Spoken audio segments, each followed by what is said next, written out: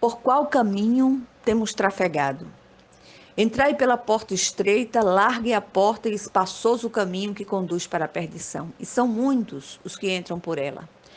Porque estreita é a porta e apertado o caminho que conduz para a vida. E são poucos os que acertam com ela. Mateus 7, 13 e 14. Precisamos ter cuidado com os perigos que rondam a estrada dos prazeres e das facilidades. O texto lido está no contexto do Sermão do Monte, no mesmo capítulo onde Jesus também adverte seus ouvintes do cuidado que deveriam ter com os falsos profetas, que na verdade eram lobos roubadores, disfarçados em ovelhas. O Espírito de Deus continua ministrando sobre o cuidado que devemos ter com uma religiosidade de superfície, voltada apenas para uma vida de facilidades. Para ilustrar isso, Jesus apresenta aqui a metáfora das duas estradas que estão sempre à nossa frente. Esses dois caminhos ou portas podem ser reconhecidos não apenas no que diz respeito à salvação e condenação, mas em tudo que fizermos. Quanto mais exercitarmos uma espiritualidade alicerçada na rocha, mais teremos a possibilidade de nos livrarmos dos engoldos apregoados pelos lobos roubadores à nossa volta. Mesmo os servos mais consagrados, em determinado momento da vida, foram tentados a optar pela porta larga que conduz ao caminho espaçoso. Graças a essas experiências, podemos vigiar e evitar adentrar essa porta e percorrer esse caminho. As exortações de Jesus em relação à oração e à vigilância nunca foram tão apropriadas e pertinentes quanto em nossos dias. Não gostaria de me referir ao leque de ofertas que o mundo tem para oferecer, mas gostaria de chamar a atenção para a interpretação espúria do Evangelho feita por muitos falsos mestres e profetas da atualidade, que se aproveitam do desespero de uns e da ganância de outros para prometer um caminho de facilidades.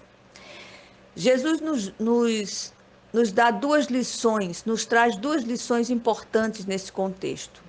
Sobre a porta estreita, o caminho apertado que conduz para a vida, e sobre a porta larga, o caminho espaçoso que conduz para a perdição. O caminho que conduz para a vida eterna, para o céu, é o caminho da entrega absoluta, do discipulado sistemático, da oração em lágrimas na calada da noite.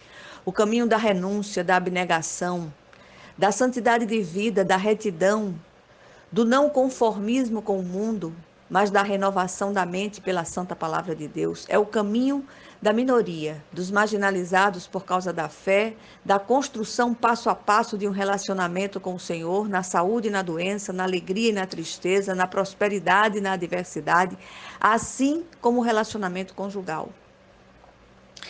Nem sempre o que a maioria faz deve ser copiado. A voz do povo definitivamente não é a voz de Deus, como tem sido apregoado. Muitos querem ser abençoados por Deus, mas sem fazer a sua vontade efetiva. É mais fácil fazer uma correntezinha superficial de oração, um sacrifício de tolo, ou mesmo um jejum exterior, do que obedecer ao Senhor, ou ainda a diversidade de votos propostos pelos gurus espirituais que povoam a presente geração, sempre à espreita daqueles que podem ser espoliados.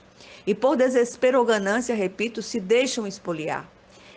Essas práticas têm sido encorajadas pelos lobos travestidos de ovelhas. Jesus adverte: esforçai-vos por entrar pela porta estreita, pois eu vos digo que muitos procurarão entrar e não poderão.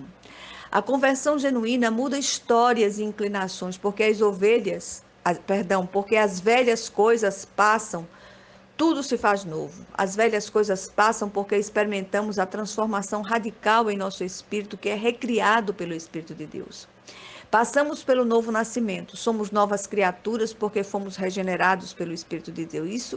Isso fala de interioridade. Em 1 de Pedro 1,14 diz: como filhos da obediência, não vos amoldeis mais às paixões que tinhas anteriormente na vossa ignorância.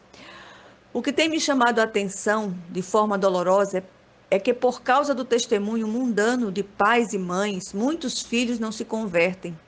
Muitos maridos e esposas não se convertem por causa do testemunho de seus cônjuges que se dizem cristãos.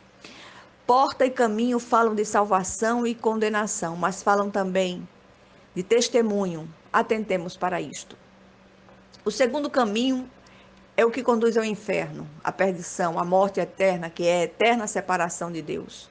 O texto diz que muitos passarão por ele. A absoluta maioria opta por este caminho de prazeres e facilidades.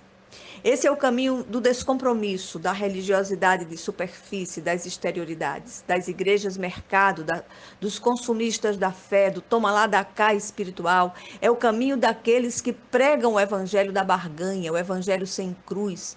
Esses esquecem que sem cruz não há ressurreição. Os que andam por este caminho querem os prazeres transitórios deste mundo. Seu olhar está sempre no que é temporal, transitório. Não há nenhum entendimento espiritual, enquanto o caminho anterior tem poucos frequentadores, este é bem frequentado. O que esta mensagem, em síntese, nos ensina? Há sempre tempo, enquanto estamos vivos, de fazer mudanças efetivas em nossas vidas. Crer também é pensar. Abra mão das escolhas aparentemente vantajosas que podem conduzir ao inferno.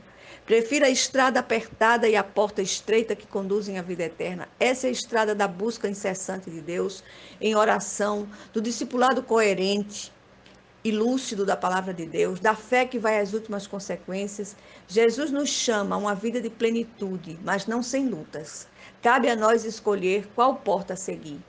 Os que conseguem atravessar o lago da superficialidade, das facilidades, das exterioridades e até mesmo do igrejismo religioso, cheio de regras farisaicas e imposições, alcançam a margem cujo alicerce é a rocha eterna.